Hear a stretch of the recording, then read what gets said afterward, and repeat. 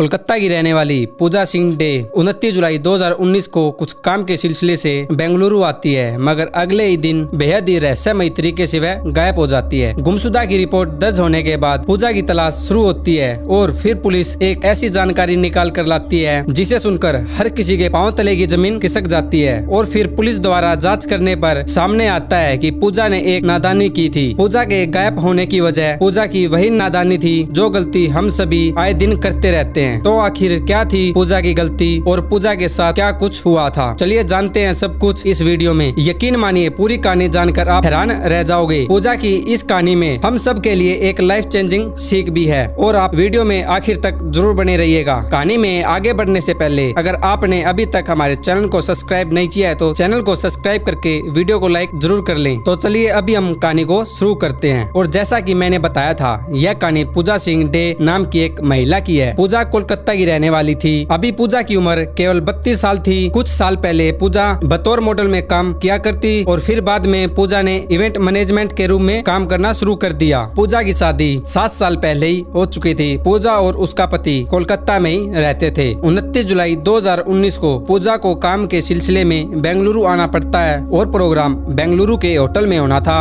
और शेड्यूल के मुताबिक 29 तारीख को पूजा कोलकाता से फ्लाइट लेकर बेंगलुरु के केम्पागोड़ा इंटरनेशनल एयरपोर्ट तक आती है और यहाँ से ओला कैब बुक करके होटल तक आती है। और तब पूजा एयरपोर्ट से होटल जा रही थी, तभी ओला ड्राइवर से पूजा की थोड़ी बहुत बातें होती है। इसी दौरान पूजा को ड्राइवर का व्यवहार काफी अच्छा लगता है और दोनों बातें करते करते होटल तक पहुंच जाते हैं। पूजा कार से उतर जाती है, मगर होटल के अंदर जाने से पहले ड्राइवर से कहती है कि अगर पॉसिबल हो तो तू मुझे 31 जुलाई 2019 की सुबह 4 बजे इसी होटल से पिक कर लेना, क्योंकि सुबह मेरी बेंगलुरु से कोलकाता की फ्लाइट है। 1200 रुपए में बात तय होने के बाद ड्राइवर पूजा को पिक करने के लिए कह देता है। फिर वह ड्राइवर वहां से चला जाता है और अब तारीख आती है 31 जुलाई 2019। सुबह के 4 बज चुके थे। पूजा अपने पति को टेक्स्ट मैसेज के जरिए गुड नाइट कहती है और कहती है कि मैं तय समय पर कोलकाता पहुंच जाऊंगी। पूजा के बताए शेड्यूल से पूजा का पति पूजा का इंतजार करता है, मगर पूजा नहीं आती और पूजा का इंतजार करते करते उसके पति को शाम हो जाती है, मगर पूजा का कहीं अता पता नहीं चलता। और फिर पूजा का पति अपने करीबी पड़ोसियों और रिश्तेदारों को फोन करता है, लेकिन कहीं से भी पूजा के बारे में कोई जानकारी सामने नहीं आती। पूजा के पास 2 मोबाइल फोन थे, लेकिन दोनों ही स्विच ऑफ आ रहे थे। इसी के साथ पूजा के घर वालों की चिंता और बढ़ जाती है और पूजा के घर वाले पूजा की तलाश में लगे हुए थे। लेकिन तभी पूजा एक टेक्स्ट मैसेज करती है। मैसेज में लिखा हुआ था कि मैं अभी किसी इमरजेंसी की वजह से हैदराबाद हूँ और मुझको पैसों की काफी जरूरत है। और पूजा ने अपने पति से 5 लाख रुपए की डिमांड करती है। इस मैसेज को देखकर पूजा का पति पूजा को फोन करने लगता है, लेकिन पूजा का फोन अभी भी स्विच ऑफ आ रहा था। फिर पूजा का पति टेक्स्ट मैसेज करता है और कहता है कि अगर तुमको पैसे चाहिए तो अभी तुरंत मुझको कॉल करो। इस मैसेज का पूजा की तरफ से कोई जवाब नहीं आता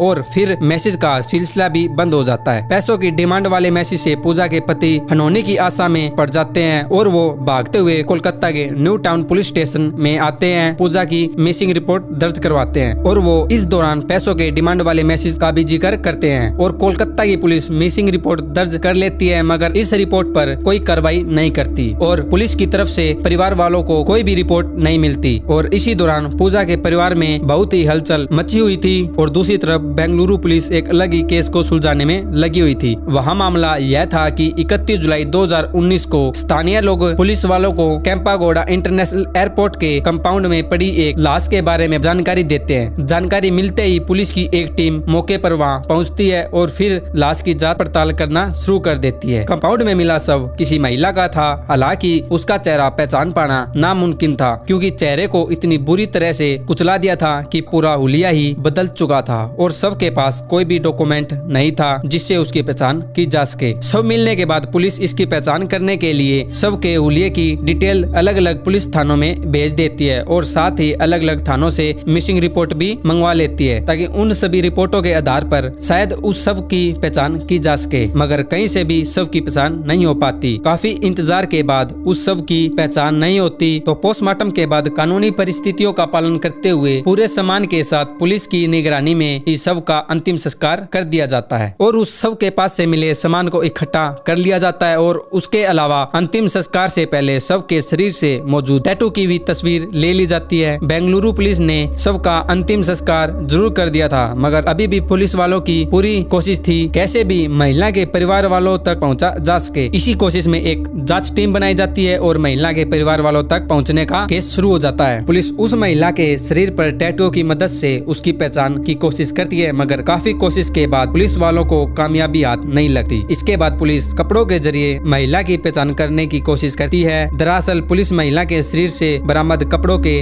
ब्रांड का पता लगाती है और फिर उस ब्रांड आउटलेट पर जाकर देश भर में उस साइज के कपड़ों की खरीदारी करने वाले सभी भी कस्टमरों की डिटेल निकलवाती है। यह काम आसान नहीं था, इसके बावजूद भी पुलिस कई दिनों तक इसी काम में लगी रही और फिर इसी जांच के दौरान पुलिस को जानकारी मिलती है कि कुछ इस तरह के कपड़ों की खरीदारी कोलकाता में की गई थी। उसी आधार पर पुलिस वाले पता लगाते हुए कोलकाता आते हैं और फिर यहाँ आकर कुछ पिछले दिनों में कोलकाता में दर्ज की गई सभी थानों से मिसिंग रिपोर्ट मंगवाते हैं। सभी मिसिंग रिपोर्ट की जांच करने के बाद न्यू टाउन पुलिस स्टेशन में एक दर्ज की गई रिपोर्ट से बेंगलुरु में मिली शव का हुलिया काफी हद तक मिलता जुलता पाया जाता है। केस की फाइल अच्छे से जांच करने से अनुमान लगता है कि बेंगलुरु में पुलिस को जो लाश मिली थी वो लाश किसी और की नहीं बल्कि पूजा सिंह डे की है। इसकी report new town police station में दर्ज की गई थी। इसके बाद बेंगलुरु पुलिस इस बात को कन्फर्म करने के लिए 16 अगस्त को पूजा सिंह डे के भाई को फोन करती है। फोन मिलते ही बिना किसी को बताए पूजा का भाई तत्काल ही फ्लाइट लेकर बेंगलुरु चला जाता है। वहाँ पुलिस शव के पास से बरामद सभी दूसरी चीजें और तस्वीर दिखाती है। भले ही चेहरा नहीं दिख रहा था, मगर सभी दूसरी चीजें देखकर पूजा का भाई कन्फर्म कर देता है कि वो महिला कोई और नहीं उसकी बहन पूजा सिंह डे थी। इसके बाद पूजा का भाई तुरंत ही अपने जीजाजी और अपने पिता को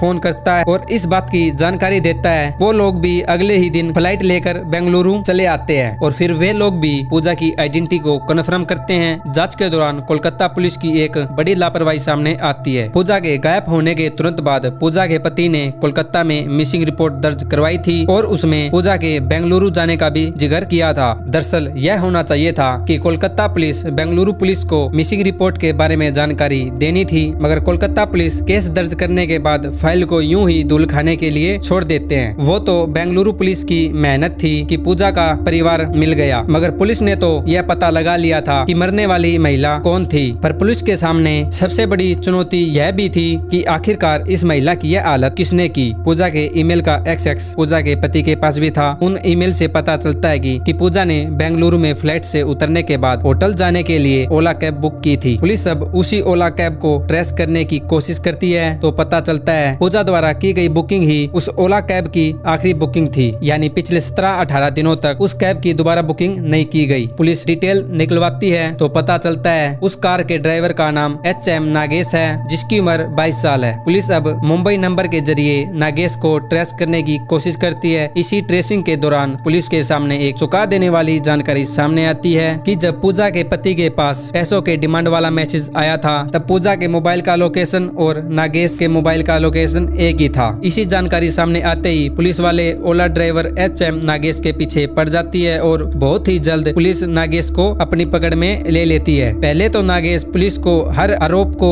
नकार देता है, लेकिन जब पुलिस वाले सख्ती से पूछताछ करते हैं तो नागेश एक के बाद एक सच उगलना शुरू कर देता है। नागेश के खुलासे के मुताबिक पूजा ने ओला ऐप के जरिए नागेश की कार को बेंगलुरु केसिंग रोड से होटल तक छोड़ने के लिए बुकिंग किया था। इसी सफर के दौरान पूजा ड्राइवर से बातचीत करने लगती है। नागेश का व्यवहार पसंद आने की वजह से पूजा नागेश को कहती है कि अगली सुबह यानी 31 जुलाई को मुझे फ्लाइट पकड़ने के लिए मुझे एयरपोर्ट आना है, मगर तुम चाहो तो मुझे सुबह पिक कर सकते हो क्योंकि इतनी सुबह कोई दूसरी कार मुझको शायद ही समय पर मिल सके। नागेश मान जाता है और बात 1200 रुपए में तय हो जाती है और नागेश अपने मन में पूजा के बारे में कुछ और ही सोच रहा था। उसे लग रहा था कि पूजा के पास ढेर सारा पैसा हो सकता है और बस यही वजह से नागेश एक दुकान से जाकर एक चाकू लेता है और फिर नागेश उस चाकू को अपनी कार की सीट के नीचे छुपा देता है और इसके अलावा वह कार का जैक रोड भी अपनी सीट के नीचे रख लेता है, जैसे कि पूजा ने कहा था कि वह 31 जुलाई को उसको पिक कर ले। नागेश सुबह सुबह 4 बजे उसके होटल तक पहुंच जाता है और पूजा भी तैयार ही थी और वह जल्दी से कार में बैठती है और फिर एयरपोर्ट की तरफ रवाना हो जाती है। और पूजा बहुत ही थक चुकी थी और वह कार में बैठती है और फिर एयरपोर्ट की तरफ रवाना हो जाती है। और पूजा बहुत ही थक चुकी थी, इसीलिए पूजा कार के अंदर ही सो जाती है। जैसे ही नागेश को लगता है कि पूजा अब सो गई है, वो एयरपोर्ट के रास्ते को छोड़कर दूसरे रास्ते की तरफ अपनी कार को मोड़ देता है और फिर नागेश बड़ी आराम से कार को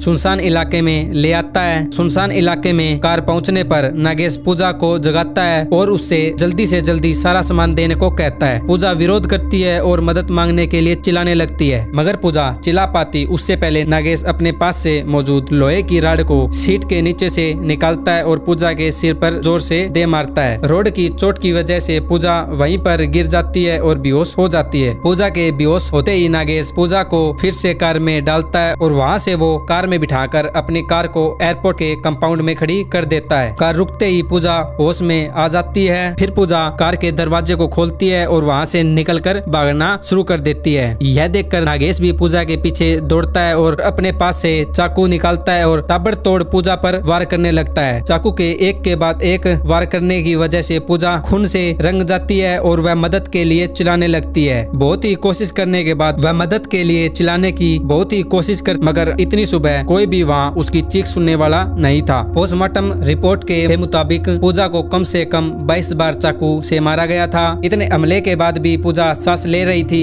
यह देखकर नागेश को काफी ज्यादा गुस्सा आता है और फिर वो वहाँ पर पड़े एक पत्थर को उठाता है और पूजा की छाती पर दे मारता है। पत्थर की मार की वजह से पूजा की सांस बंद हो जाती है, मगर अब नागेश को डर था कि वह अब पकड़ा जाएगा और फिर नागेश वही पत्थर उठाकर पूजा के चेहरे पर दे मारता है। वो जब तक पत्थर मारता है जब तक पूजा का चेहरा पूरी तरह से खराब न हो जाए, ताकि पूजा को कोई भी पहचान ना ले। फिर नागेश पूजा की लाश को वहाँ की एक झाड़ियों में फेंक देता है और नागेश पूजा का सारा सामान अपने पास रख लेता है। नागेश को लगता है कि पूजा के पास से उसे लाखों पैसे मिलेंगे, मगर जैसा नागेश ने सोचा था वैसा कुछ भी नहीं हुआ। पूजा के पर्स में नागेश को केवल 500 रुपए मिलते हैं और 2 क्रेडिट कार्ड और साथ में पूजा के पास से 2 मोबाइल फोन भी मिलते हैं, जिसमें से एक फोन एप्पल का था और दूसरा फोन वीवो का। नागेश वह 500 रुपए और दोनों मोबाइल फोन वहाँ से लेकर चला जाता है और वहाँ के मोबाइल शॉप पर जाकर किसी तरह से वीवो मोबाइल का IMEI नंबर बदलवा लेता है ताकि उसकी चोरी पकड़ी न जाए और फिर आईफोन को सस्ते दामों पर बेच देता है। इसके अलावा वो पूजा के मोबाइल वॉलेट से अपने मोबाइल वॉलेट में ट्रांसफर कर लेता है और इसके बाद वो पूजा के वीवो मोबाइल से पूजा के पति से 5 लाख रुपए की डिमांड करता है। लेकिन जब पूजा के पति ने पूजा को फोन पर बात करने को कहा तो उसका कोई भी जवाब नहीं आया। इसी वजह से उसका पति पूजा की मिसिंग रिपोर्ट दर्ज करवाता है। पुलिस के मुताबिक यह सब टल सकता था, मगर पूजा ने यह नादानी न की होती। दरअसल पूजा ने दोबारा ड्राइवर से सुबह सुबह पिक करने की बात की थी, तो यह डील ओला ऐप के माध्यम से नहीं की गई थी, बल्कि यह डील बातों के द्वारा ही की गई थी। पुलिस के मुताबिक अगर पूजा ने यह राइड ऑनलाइन ऐप के जरिए की होती तो शायद नागेश ऐसा कुछ नहीं कर पाता, क्योंकि ऐसे में ड्राइवर बहुत ही आसानी से पकड़ा जा सकता है। लेकिन पूजा ने कुछ पैसे बचाने के लिए या सुबह सुबह कार न मिलने की वजह से ऑफ द प्लेटफॉर्म डील कर ली। इस डील की कीमत पूजा ने अपनी जान देकर चुकानी पड़ी। तो दोस्तों, कैसी लगी आपको यह कहानी हमें कमेंट करके जरूर बताएं और साथ ही वीडियो को लाइक करके चैनल को सब्सक्राइब करना मत भूलें।